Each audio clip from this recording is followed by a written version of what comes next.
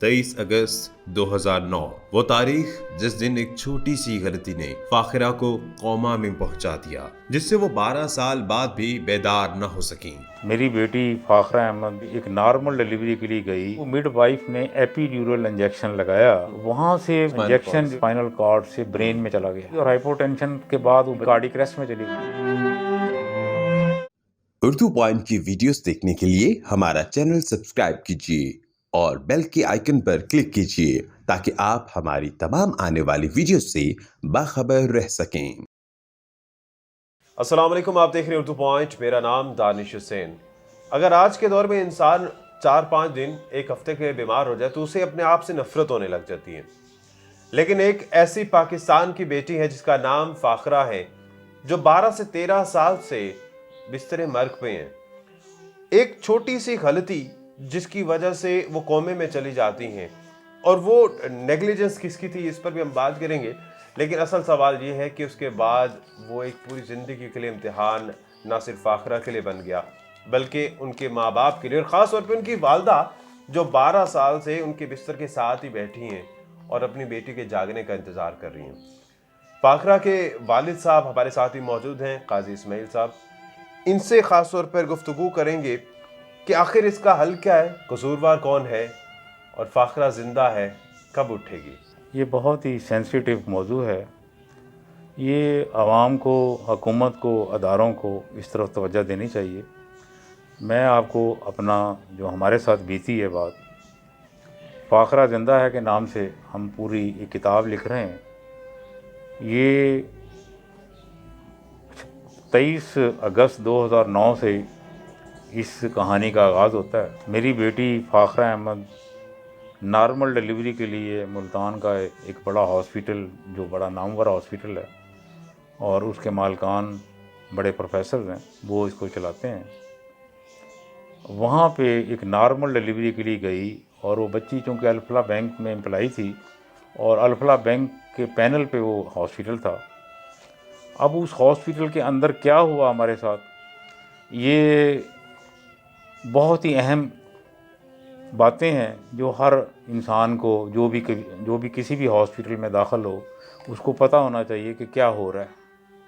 Supreme court की भी observation है कि ये निजी हॉस्पिटल इंसानी जानों से खेल रहे हैं।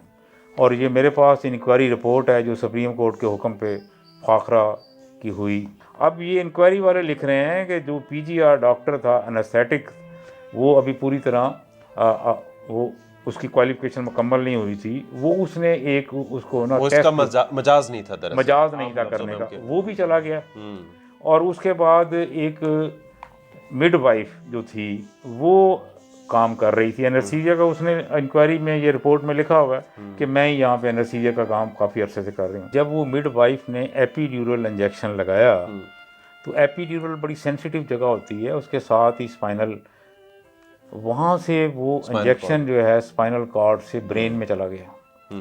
अब वहाँ पे पता चला, बाद में इंक्वायरी ऑफिसर ने लिखा कि मॉनिटर तक नहीं था जो ब्लड प्रेशर को चेक करते हैं, और बच्ची का ब्लड प्रेशर लो हो रहा था और बच्ची हाइपोटेंशन में जा रही थी। वो इतने बड़े अस्पताल में उस वक्त मॉनिटर नहीं था। ये गौरतलब बात है, मुबैना तौर पर मॉनिटर नहीं था वहाँ पर। अच्छा। और वो मिडवाइफ मौजूद थी और कोई सीनियर डॉक्टर मौजूद नहीं था, कोई एनेस्थेटिक मौजूद नहीं था, कोई हॉस्पिटल इंतजामिया का कोई और फर्द मौजूद नहीं था। अब वो जो वाइटल टाइम था वो था कि जब बच्ची हाइपोटेंशन में जा रही थी, और हाइपोटेंशन के बाद वो बच्ची कार्डियक अरेस्ट में चली गई। कोई उसको प्रॉपर सही टाइम पे सीपीआर करने वाला नहीं था। और चूँकि प्रॉपर सही टाइम पे सीपीआर ना करने की वजह से, वो 4 मिनट होते हैं वाइटल टाइम, जो ब्रेन को ऑक्सीजन की और ब्लड की सर्कुलेशन अगर हो जाती उस वक्त भी, या उसको फ्लूइड पुश कर दिया जाता है, या उसका बेड साइड की जो अब टांगों वाली साइड थी वो ऊंची कर दी जाती, तो वो पेशेंट को बचाया जा सकता था। ये कुछ भी नहीं था, ये पेशेंट बच सकता था, ये इसने लिखा हुआ है। अब उसके बाद जब ये वाक़या हो जाता है तो उन्होंने इस वाक़या के बाद भी हमें अंधेरे में रखा। उस इंतज़ामिया ने हमें ये कहा कि सब कुछ नॉर्मल है, हर चीज़ खैरियत से हो गई है। और वो डिलीवरी के लिए फिर इनको बाद में ऑपरेशन करना पड़ा, सी सेक्शन उन्होंने किया जो नॉर्मल डिलीवरी थी। और फिर इन्होंने दोबारा फिर एनेस्थीसिया दिया उसको।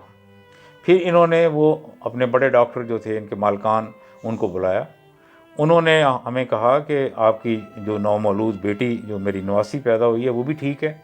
उसको मुझे कहा कि आप इसको अपनी गाड़ी में ले जाएं, हमारे पास तो ना एम्बुलेंस है, हमारी तो इनक्यूबेटर ख़राब है। एम्बुलेंस भी नहीं है, नहीं, इनक्यूबेटर भी नहीं है। नहीं, वो आप इनक्यूबेटर और आप अपनी गाड़ी में इसको वहाँ इसको चिल्ड्रन अस्पताल शिफ्ट करें। एक छोटा सा ऑक्सीजन सिलेंडर लगा दिया और उसके कहते कि आप इसको पंप करते जाएं। मैंने अपनी अहलिया को, उस नौमौलूद बच्ची को, अपनी नवासी को उसकी गोद में दिया और साथ पंप करते हुए हम चिल्ड्रन अस्पताल भाग रहे हैं। वहाँ चिल्ड्रन अस्पताल हम गए हैं तो वो चिल्ड्रन अस्पताल वालों ने हमें एक लंबी चौड़ी लिस्ट दवाइयों की बना दी कि आप जाके दवाइयाँ इकट्ठी करें। मैं वहाँ पे कोई आधा पौना घंटा दवाइयाँ इकट्ठी करता रहा। वो इकट्ठी करके हमने वहाँ पे दी हैं। हमें उन्होंने कहा जी कि अब आप का अंदर आप नहीं आ सकते, अब बच्ची हमारे पास है तो अब आप अपने बाहर बैठें। हमने कहा कि बजाय बाहर बैठने के हम उधर चले जाते हैं, बच्ची का पता करते हैं, फाखरा का। वापस हम मेडिकेयर हॉस्पिटल जब आते हैं तो पता चलता है कि उन्होंने पीछे 1122 एम्बुलेंस मंगवाई है और मंगवा के हमारी बच्ची को वहाँ पे शिफ्ट कर दिया नश्तर हॉस्पिटल में। अब जब हम वहाँ पहुँचे हैं नश्तर हॉस्पिटल में तो उन्होंने हमें बताया कि आपकी बच्ची जो है बड़ी सीरियस हालत में है और ये लगता है चंद घंटे की मेहमान है, इसके लिए ब्लड का इंतज़ाम करें, इसके लिए फ़लाँ दवाई। वो हम दवाइयाँ इकट्ठी कर रहे हैं, हम बाहर बैठे हुए हैं और उसको दवाइयाँ ला के दे रहे हैं। ब्लड की कोई 100 से 150 बोतलों का इंतज़ाम करना पड़ा हमें।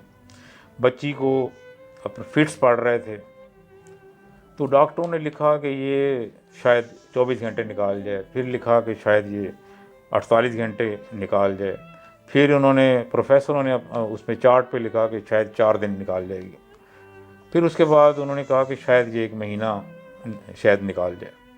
अब 12 साल हो गए हैं, 12 साल से भी ज़्यादा अरसा हो गया है, तो वो बच्ची कौमे की हालत में पड़ी हुई है। हुकूमती सतह पर, सरकारी सतह पर कितना एक एक्शन लिया गया तमाम तर जिम्मेदारान के खिलाफ? उस वक़्त अल्लाह ताला की मदद जब हमारे पास आई है तो ये अखबार में, डॉन अखबार में इस बच्ची के बारे में एक फ़ीचर छपा जिसके ऊपर उस वक़्त के चीफ़ जस्टिस इफ्तिखार मोहम्मद चौधरी साहब ने सुओ मोटो एक्शन लिया और इंक्वायरी करवाई। सुप्रीम कोर्ट के हुक्म पे एक बेंच बनाया गया जिसमें जस्टिस जावेद इकबाल साहब, जो आजकल मौजूदा चेयरमैन है नैब के, वो उसके सरबरा थे। वो उस वक्त सीनियर तरीन जज थे। तो उन्होंने मुझे कहा कि आप क्या चाहते हैं? मैंने कहा जी मैं ये चाहता हूँ कि इस बच्ची का इलाज किया जाए और इसका इलाज जहाँ भी मुमकिन हो। और आज भी 12 साल के बाद भी हम इस उम्मीद पे हैं कि अल्लाह ताला इस बच्ची का मौजूदा तौर पे इसको शफा दे, कहीं इसका इलाज मिल जाए। और देखें, अब वो चीन तो गए थे वैसे। अल्लाह ताला ने, देखें, कुरान मजीद में भी ये लिखा है कि हर बीमारी का इलाज मौजूद है। अब वो सुप्रीम कोर्ट ने हमें इस बच्ची के इलाज के लिए हमें चाइना भिजवाया। हम चाइना गए हैं, वहाँ पे हम 1.5 माह वहाँ चाइना में रहे हैं। वो उन्होंने हमें, उनके बोर्ड ने कहा था कि हम इसका इलाज कर सकते हैं। वहाँ चाइना का एक बहुत बड़ा हॉस्पिटल है, बिथेन पेश इंटरनेशनल हॉस्पिटल, जहाँ हम गए।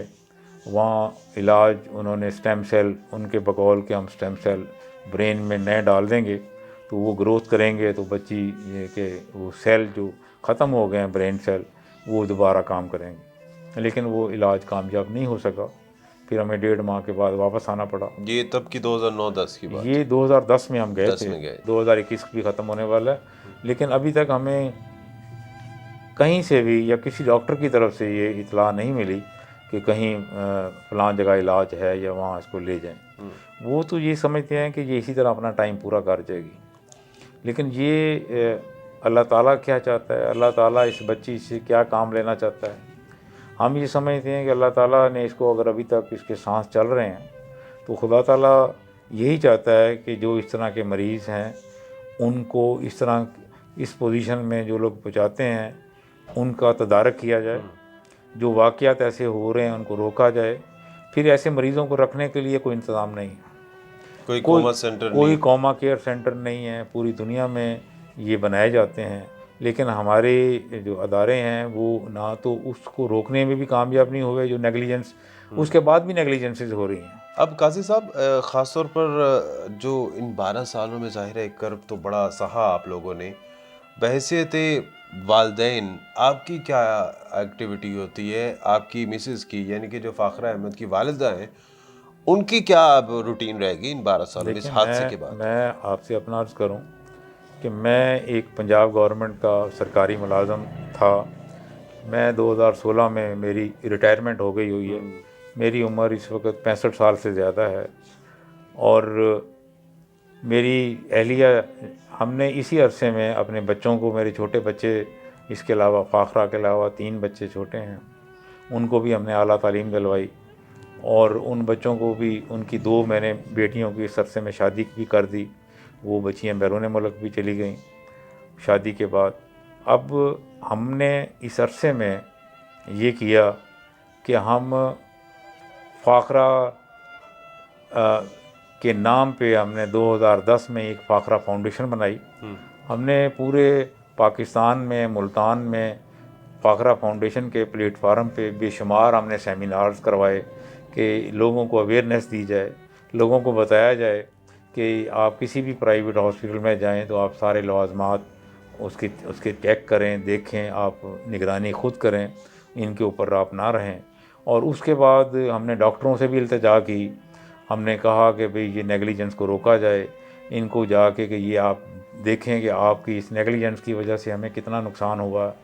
और एक कौम की बेटी अब पिछले 12 साल से जिस हालत में पड़ी हुई है वो आपके सामने है। केयर कौन करता है? उनकी वालदा क्या? उसकी वालदा की ये पोजीशन है कि उसकी वालदा उसके कपड़े चेंज करती है, उसको नीट करती है, उसकी 2 घंटे बाद करवट बदलती है, सुबह से लेके शाम तक उसके पास बैठती है, फिर शाम को घर आ जाती है, फिर एक दफ़ा फिर रात को फिर चली जाती है, फिर रात को उसके पैम्पर बदलती है। फिर भी जब उसका पैम्पर ख़राब होता है तो टेलीफ़ोन आ जाता है ICU से कि आप आ जाएं और इसका पैम्पर बदल लें। फिर हम उसी वक्त, रात का हो, कोई भी टाइम हो, सर्दी हो, गर्मी हो, हमें वहाँ पे उसके पैम्पर बदलने के लिए वहाँ पे हमें जाना पड़ता है। फिर उसकी फ़ीड माँ उसकी तैयार करती है, जो सिरिंजों के ज़रिए वो उसको फ़ीड दी जाती है।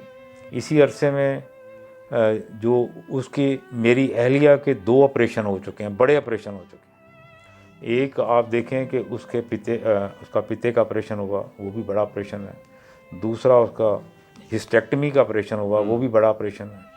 ऑपरेशन के दूसरे दिन उसने दोबारा उसकी लुक आफ्टर शुरू कर दी। मेरा अपना इसी अरसे में मेरा ऑपरेशन हुआ पित्ते का। मेरी आंखों के 2 ऑपरेशन हो चुके हैं।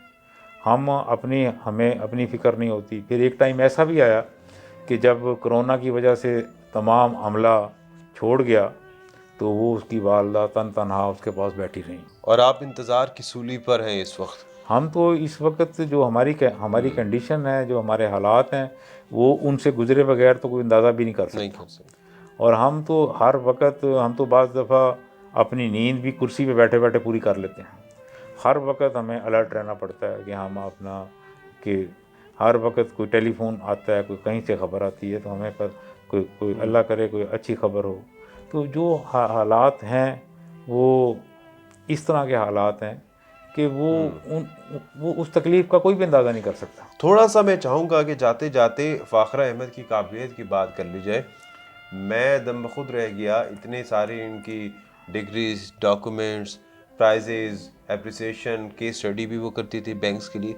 चाहूँगा कि आप अपने अल्फाज में थोड़ा उनकी काबिलियत के बारे में बताएं।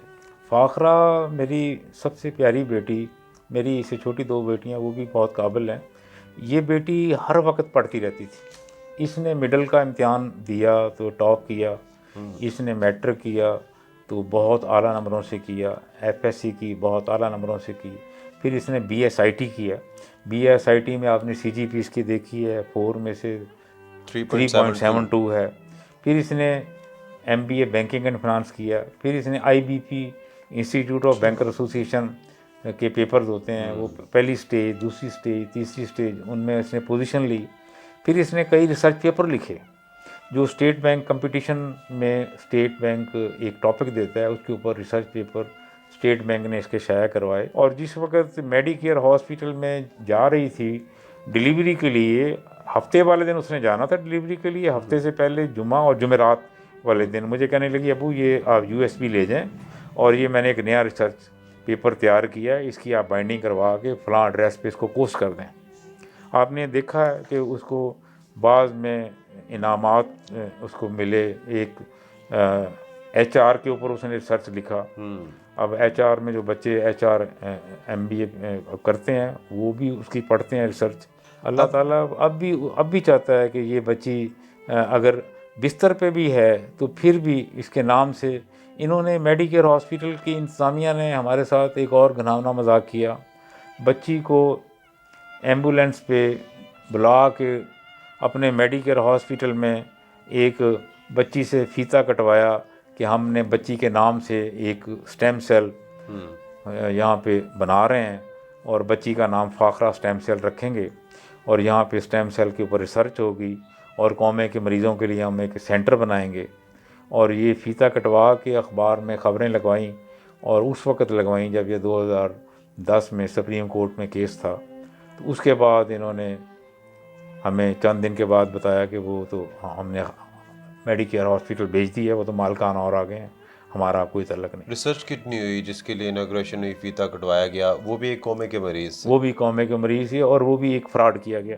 बहुत शुक्रिया काजी इस्माइल साहब हमारे साथ मौजूद थे। और यकीनी तौर पर ये बड़ा कहना आसान है 12 साल, लेकिन वो किस तरह से गुजारे हैं। और ऑफ कैमरा जब बात हो रही थी तो काजी साहब ने सिर्फ 12 साल नहीं कहा था, उसके दिन भी गिन के बताए थे, उसके घंटे और मिनट भी बताए थे।